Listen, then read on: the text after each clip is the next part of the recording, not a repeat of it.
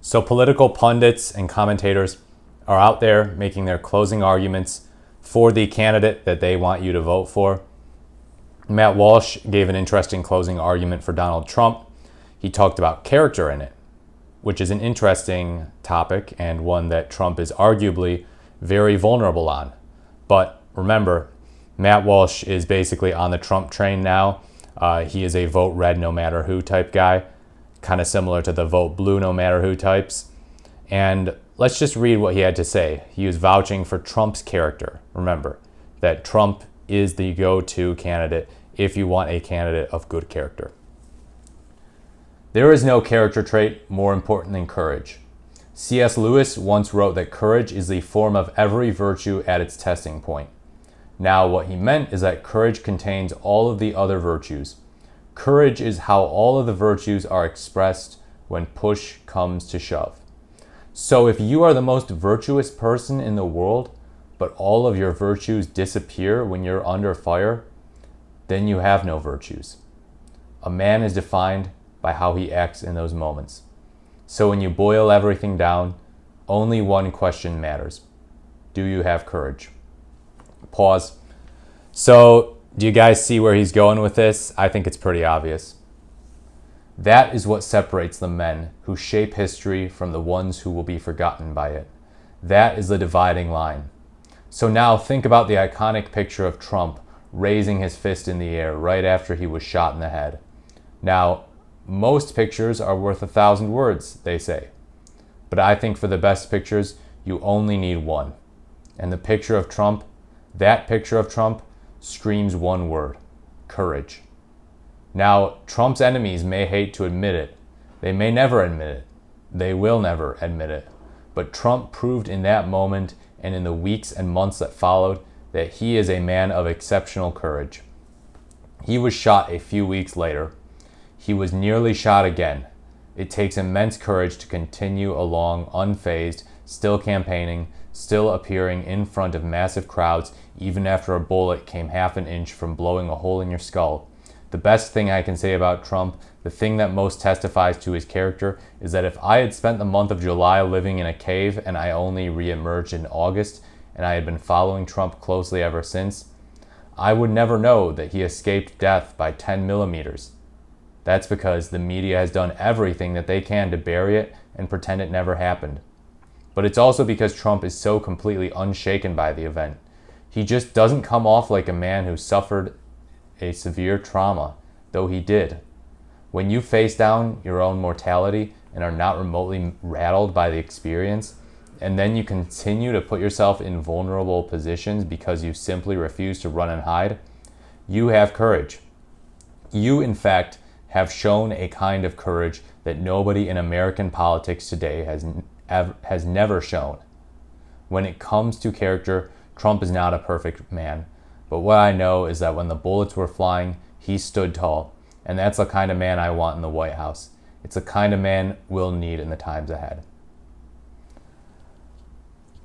Okay. Boy, they are really, really milking that photo out. That picture of Trump with his fist in the air.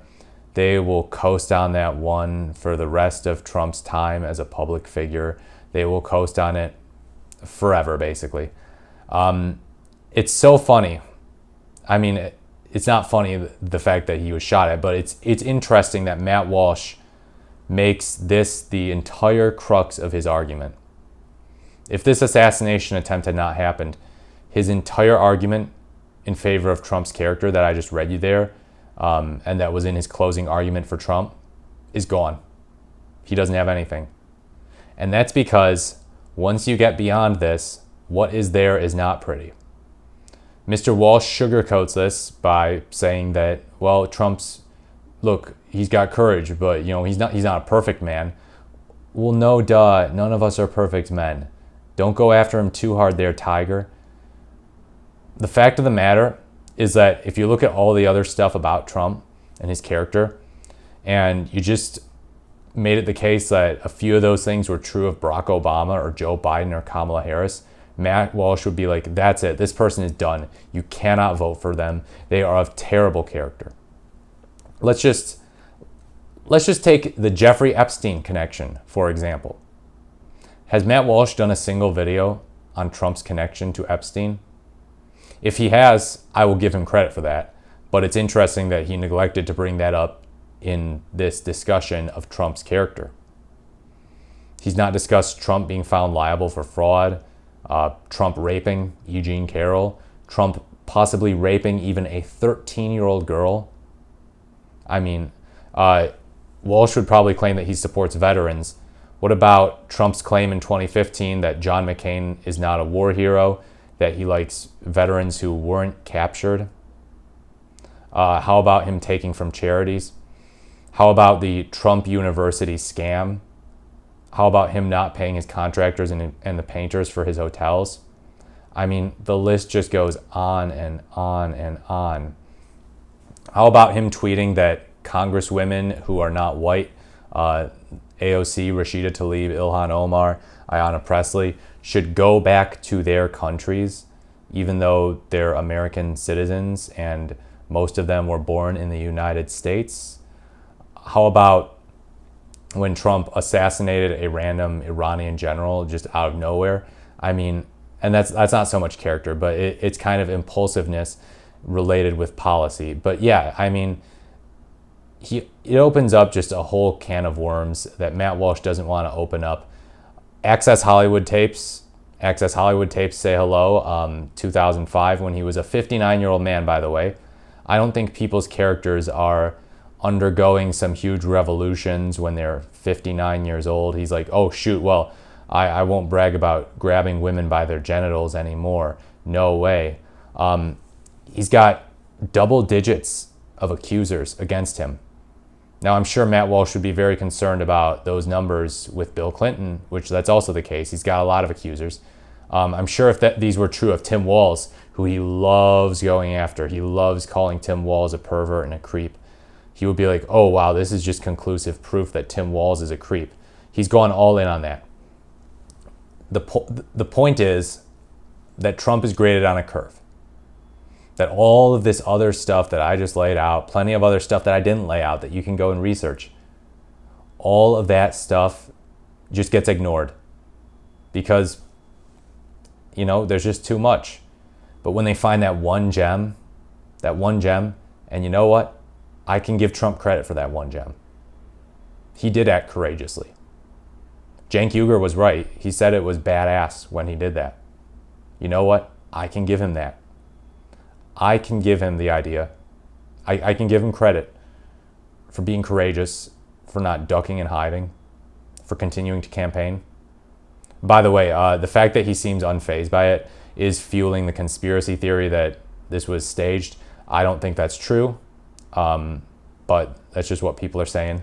I pulled a Trump there myself. People are saying, but yeah, I mean, that's something that exists out there. It's also kind of interesting. One of the things that right-wingers say often, and I agree with them on this, is that victimhood is not a virtue. Victimhood is not a virtue, I repeat. So what they mean by that essentially is that they're using it in the context of like leftist types who say, oh, I was victimized, I'm oppressed. And they're trying to say, hey, well, okay, that doesn't mean you're some good special person. And just because someone is victimized and oppressed doesn't mean that that person themselves can't be a victimizer and an oppressor too. So the idea that Trump was victimized is not virtuous. The idea that he acted courageously could be considered virtue. Now, I also want to point out a little bit of an interesting fallacy, I guess. Look, I'm in law school, so I gotta do this. Lawyer brain. In Matt Walsh's comments, he quotes C.S. Lewis, and he says that if you are the most virtuous person in the world, but all of your virtues disappear when you're under fire, then you have no virtues. So what he's saying is that courage is basically necessary to being virtuous. He didn't say that courage was sufficient to being virtuous. And you know what? I can grant that Trump did act very, very very courageous. And courage is a virtue. But do those other virtues exist in the guy? Other virtues, like being a faithful husband? treating people well, caring about people who are vulnerable, being honest. The Washington Post found that Trump told 30,000 lies, over 30,000 lies, in just his first term in office. No, just because you got courage doesn't mean you got every other virtue. There are some people who have a lot of courage. They have a lot of confidence. And they can use them very effectively to mask up all of their other flaws. They'll win people over. They'll say, well, they've got to be doing something right. They're courageous. They're courageous. I mean, they have so much conviction. They don't care when people shout them down or shoot at them or whatever. And you know what? That's kind of how cults work. They're not paying attention. His supporters are not paying attention to any of the moral values that he has. They're paying attention to the fact that he seems cool. He seems badass by pumping his fist, standing up, and even if it is courageous, again, this does not equate to good character. So let me know what you think in the comments. Do you think that Matt Walsh is right? Do you think that he's even more wrong? Do you disagree with me that Trump was courageous and you think he has no virtue at all? I'm willing to give credit where credit is due. I am. But conservatives trying to sugarcoat Trump and say, well, he's virtuous because he acted courageous one time or two times or however many times. No, courage does not establish virtue. Courage does not establish character. It's a way that you can show it, but courage and confidence alone do not equate to character.